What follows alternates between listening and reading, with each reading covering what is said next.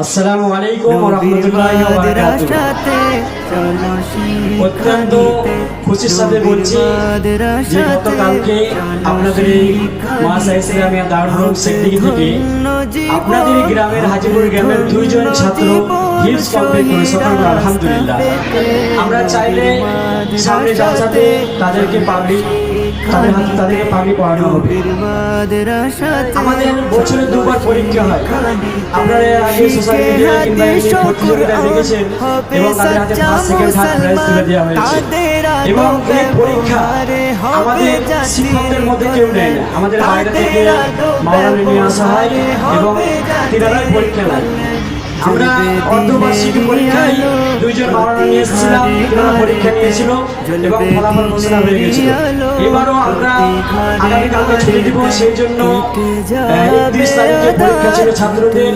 সেই পরীক্ষা অন্য বাইরে থেকে একজন মাওলানা হাফেজ মাওলানাকে নিয়ে এসেছিলাম, সে এসে পরীক্ষা নিয়েছে এবং যে যারা ফার্স্ট সেকেন্ড থার্ড হয়েছে তাদের হাতে প্রাইজ তুলে দেব। আমি প্রথমে হিফজ বিভাগে যে ফার্স্ট হয়েছে তাকে ডেকে নিব।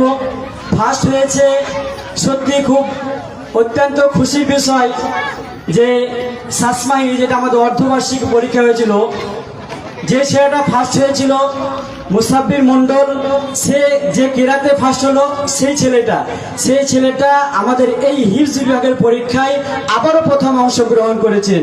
তো মুসাব্বির মণ্ডল, তুমি এসো এবং তোমার প্রাইজ নিয়ে যাবে এবং তিনার হাতে প্রাইজ তুলে দিবেন আমাদের মাদ্রাসার সভাপতি মাস্টার শীষ মোহাম্মদ সাহেব।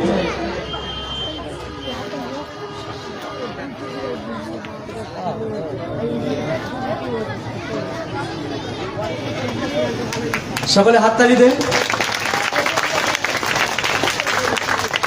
এবং আমাদের হিফজ বিভাগে সেকেন্ড হয়েছে দুইজন, তার মধ্যে একজন হচ্ছে উজির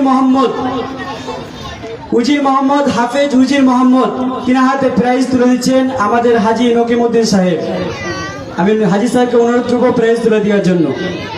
এবং আরেকজন সেকেন্ড হয়েছে মোহাম্মদ ইসহাক, তুমি এসো।